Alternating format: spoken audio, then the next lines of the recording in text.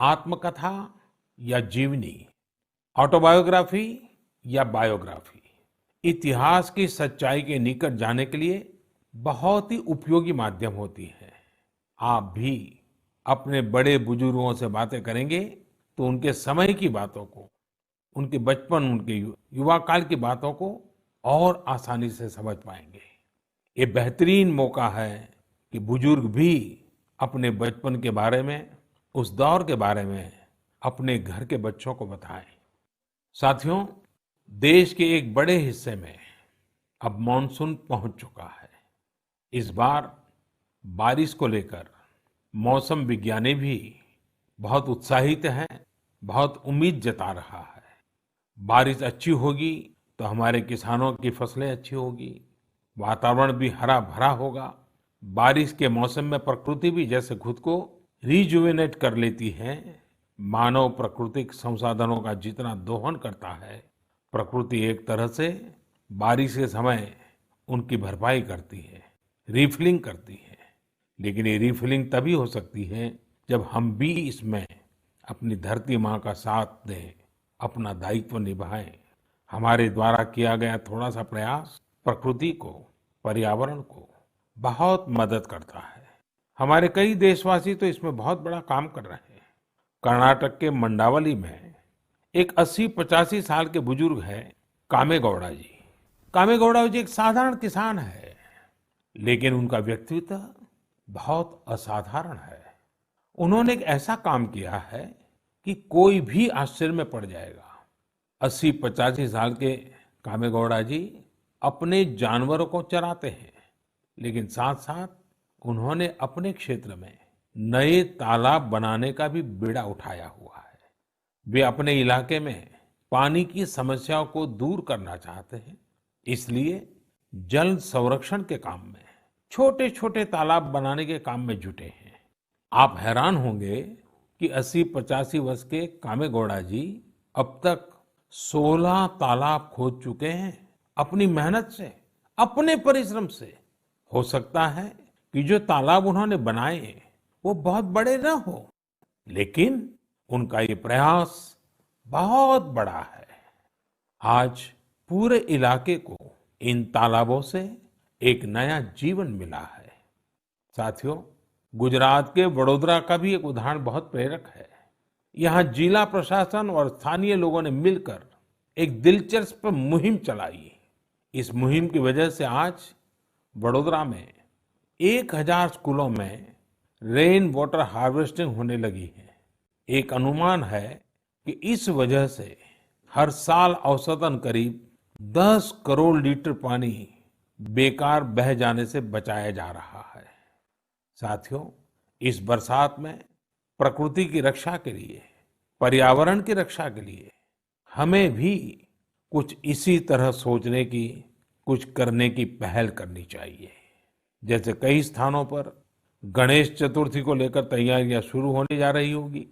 क्या इस बार हम प्रयास कर सकते हैं कि इको फ्रेंडली गणेश जी की प्रतिमाएं बनाएंगे और उन्हीं का पूजन करेंगे? क्या हम ऐसी प्रतिमाओं के पूजन से बच सकते हैं जो नदी तालाबों में विसर्जित किए जाने के बाद जल के लिए, जल में रहने वाले जीव जंतुओं के लिए संकट बन जाती है?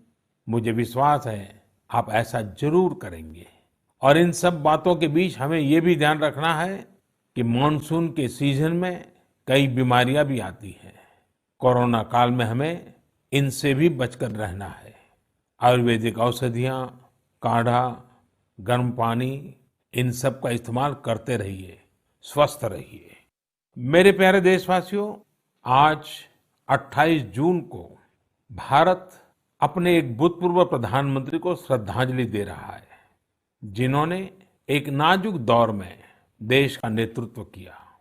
हमारे ये पूर्व प्रधानमंत्री श्री पीवी नरसिम्हा राव जी की आज जन्म शताब्दी वर्ष की शुरुआत का दिन है। जब हम पीवी नरसिम्हा राव जी के बारे में बात करते हैं तो स्वाभाविक रूप से राजनेता के रूप में उनकी छवि हमारे सामने उभरती है। लेकिन ये भी सच्चाई है कि वो अनेक भाषाओं को जानते थे, भारतीय एवं विदेशी भाषाएं बोल लेते थे। वे एक और भारतीय मूल्यों में रचे बसे थे, तो दूसरी ओर उन्हें पाश्चात्य साहित्य और विज्ञान का भी ज्ञान था। वे भारत के सबसे अनुभवी नेताओं में से एक थे। लेकिन उनके जीवन का एक और पहलू भी है और वो उल्लेखनीय है, हमें जानना भी चाहिए। साथियों, नरसिम्हा राव जी अपनी किशोरावस्था में ही स्वतंत्रता आंदोलन में शामिल हो गए थे। जब हैदराबाद के निजाम ने वंदे मातरम गाने की अनुमति देने से इनकार कर दिया था, तब उनके खिलाफ आंदोलन में उन्होंने भी सक्रिय रूप से हिस्सा लिया था। उस समय उनकी उम्र सिर्फ 17 साल थी। छोटी उम्र से ही श्रीमान नरसिम्हा राव अन्याय के खिलाफ आवाज उठाने में आगे थे। अपनी आवाज बुलंद करने में कोई कोर कसर बाकी नहीं छोड़ते थे। नरसिम्हा राव जी इतिहास को भी बहुत अच्छी तरह समझते थे। बहुत ही साधारण पृष्ठभूमि से उठकर उनका आगे बढ़ना, शिक्षा पर उनका जोर, सीखने की उनकी प्रवृत्ति और इन सब के साथ उनकी नेतृत्व क्षमता, सब कुछ स्मरणीय है।